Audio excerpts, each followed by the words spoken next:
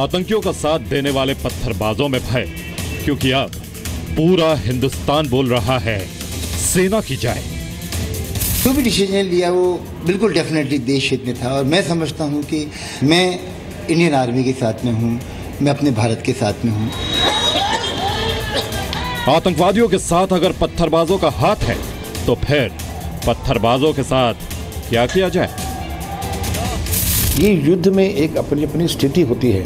अगर आप उस दृष्टिकोण से देखेंगे कि आदमी ने उसको एक स्ट्रेटजी समझ के, एक युद्ध की स्ट्रेटजी समझ के किया, तो बहुत अच्छा किया है।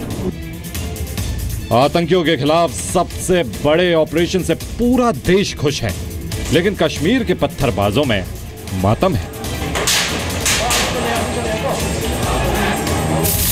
हम उनको इंसानियत कश्मीरियत में खाना खिलाते हैं। They eat our नमक and they abuse us।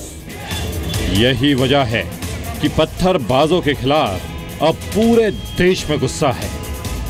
देखिए, अगर मैं अभी सेना का जनरल होता तो 2 दिन में पूरी पत्थरबाजी रोक देता। जिन्हें भारत में रहकर भारत को गाली देनी है, जिन्हें भारत की जमीन पर भारत के दुश्मनों से हमदर्दी दिखानी है, वो भारत में हैं तो क्यों, और वे भारत में रहें तो क्यों? अगर उन्हें ऐसा लग रहा है कि वो बॉन्डेज में है, गुलामी में है, तो बेहतर है कि वो पाकिस्तान चले जाए। नमस्कार, आपके साथ मैं हूं विद्यानाथ झा। सुबह के 9:30 बज रहे हैं और जी न्यूज लगातार आपको बड़ी खबरें दिखा रहा है। खबर बहुत बड़ी इसलिए है क्योंकि इससे देश की सुरक्षा जुड़ी हुई है। ये खबर हमारी सेना से जुड़ी हुई है, फौज के सम्मान से जुड़ी हुई है। इस वक्त कश्मीर में आतंकियों के खिलाफ सबसे बड़ा ऑपरेशन चलाया जा रहा है। कश्मीर में कुछ लोग परेशान हो उठे हैं, वो सेना की कार्रवाई के खिलाफ सड़कों पर उतर रहे हैं। इसलिए हम ये सवाल उठा रहे हैं कि पत्थरबाजों की जगह इस देश में क्यों होनी चाहिए। पूरा देश कह रहा है पत्थरबाजों भारत छोड़ो।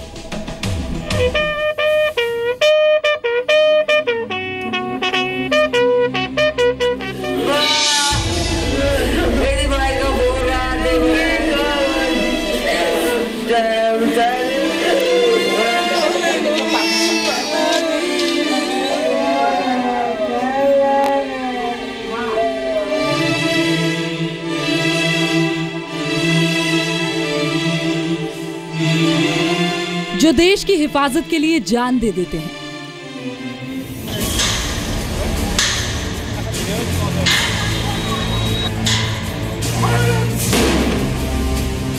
उनके ऊपर पत्थर कौन बरसाता है? वो जो भी हो, देश के दुश्मन से कम तो नहीं होता। तो ऐसे पत्थरबाजों के साथ किया क्या जाए, जरा सुनिए। कश्मीर के शोपिया में आतंकियों से लोहा लेने वाले शहीद सृजित के घर के लोगों का क्या कहना है? पूरा फौज को दे दो, गवर्नमेंट को पूरा फौज को दे दो। 3 महीना 6 महीना पूरा एक बार साफ कर फिर जो जिसका लेना लेके आराम से रहना चाहिए। डेली जो किसी के घर में किसी को अनाथ हो जा रहा है, बहुत दुखी का बात है। इस वक्त जबकि कश्मीर में आतंकियों के खिलाफ सबसे बड़ा ऑपरेशन चल रहा है, कुछ लोग ऐसे भी हैं जो हाथ में पत्थर लेकर सेना की जान के दुश्मन बन रहे हैं। कुछ लोग ऐसे भी हैं जिन्हें पत्थरबाजों के मानवाधिकार की चिंता हो रही है। जवानों की भी तो हैं ह्यूमन राइट्स, और वो लोग भी अपनी फैमिली का देखभाल कर रहे हैं। महीने इतने कठिन जो समस्याओं से वो गुजरते हैं, आप देख लीजिए, सियाचिन हो या नॉर्थ ईस्ट हो या कहीं भी हो, वो अपनी जान की बाजी तो लगा रहे हैं। तो हमें इस बात का एम्पैथी रखना चाहिए कि जवान जो हैं रोज़ अपनी जान की बाजी लगाकर कंट्री को सुरक्षित रख रहे हैं, और ये बहुत ही बड़ा सैक्रिफाइस है। अफसोस की बात है कि आतंकियों और पत्थरबाजों की हिम्मत बढ़ाने वाले कहीं बाहर से नहीं आते, बल्कि वो इसी हिंदुस्तान में, इसी कश्मीर में रहते हैं, ठीक वैसे ही जैसे आस्तीन में कोई सांप रहता है। सो कॉल्ड हुर्रियत वाले उनको पाकिस्तान और दूसरे मुस्लिम देशों की मदद से पैसे इकट्ठे करके उनके भी गुलछर्रे उड़ाते हैं, और वो युवा धन को गैर मार्ग पे चलाते हैं और ये पत्थरमारी करते हैं। जरा अहमदाबाद के राठौड़ परिवार के बारे में सोचिए। प्रकाश राठौड़ का भाई मुकेश करगिल में शहीद हो गया था। ये परिवार क्यों भला सैनिकों पर हमला करने वाले किसी पत्थरबाज को बर्दाश्त करे? मेरा भाई मुकेश राठौड़ वहाँ 99 में जो कारगिल वॉर हुआ था उसमें शहीद हुआ था। उसमें आतंकवादी के सामने लड़ते ही वो शहीद हुआ था कारगिल वॉर में। और अभी तो बहुत हो गया ये पत्थरबाजों या आतंकवाद बहुत हो गया। अभी इन लोगों को कुछ सबक सिखाना चाहिए कि इंडिया के सामने वो बोल नहीं सके, पत्थर मार नहीं सके, ऐसा कुछ गवर्नमेंट को करना चाहिए।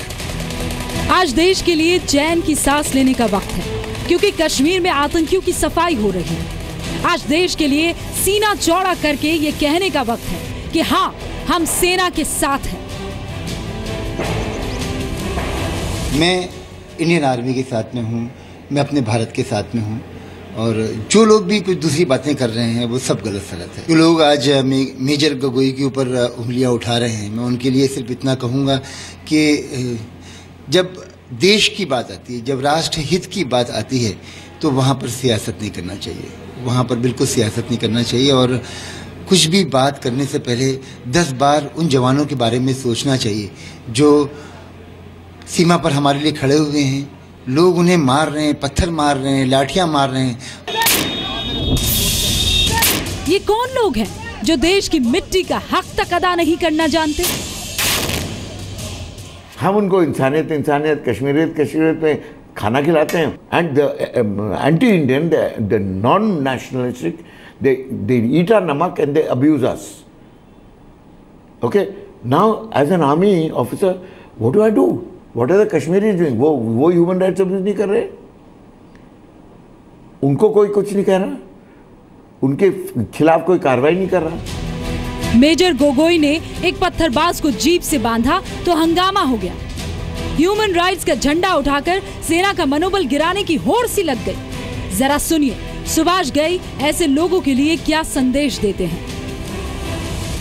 आपने हमारी फिल्मों में बहुत बार देखा होगा इसी कि जिस वक्त हीरो अपनी पत्नी या किसी लड़की की इज्जत बचाने के लिए वो विलन के भाई को आगे ले आता है कि मेरी बीवी को छोड़ दो, नहीं तो मैं तुम्हारे भाई को या बच्चे को मार दूंगा, तो विलन वो छोड़ देता है उस वक्त। ये युद्ध में एक अपनी अपनी स्थिति होती है कि आज अच्छाई के लिए कर रहे हैं या बुराई के लिए कर रहे हैं। अगर आप उस दृष्टिकोण से देखेंगे कि आदमी ने उसको एक स्ट्रैटेजी समझ के, एक युद्ध की स्ट्रैटेजी समझ के किया, तो बहुत अच्छा किया है। अगर आप तो युद्ध में ये चीज़ें होती हैं। और मैं ये भी कहना चाहूँगा अपने देशवासियों से कि एक बहुत ज़रूरी है कि हम अपने आर्मी पर विश्वास रखें, सोशल मीडिया के थ्रू उनका मजाक ना करें, उनकी इज्जत करें, क्योंकि याद रखें कि वो हैं तो हम हैं, वो है तो देश है। अब जबकि आतंकियों पर चौतरफा हमला हो रहा है, पत्थरबाजों की नींद उड़ गई है। वो सेना के खिलाफ नई साजिश की प्लानिंग में लग गए हैं। वो सड़क पर उतरकर चीख रहे हैं। आखिर क्यों ऐसे पत्थरबाजों को हिंदुस्तान बर्दाश्त करे? सवाल तो उठेगा। कोलकाता से पूजा मेहता, अहमदाबाद से भार्गव परीख, मुंबई से भावना मुंजाल और आदित्य तिवारी के साथ ब्यूरो रिपोर्ट, जी मीडिया। ये पत्थरबाज न सिर्फ कश्मीर में माहौल खराब करते हैं, बल्कि सुरक्षा जवानों पर भी पत्थरबाजी करते हैं, उन्हें निशाना बनाते हैं।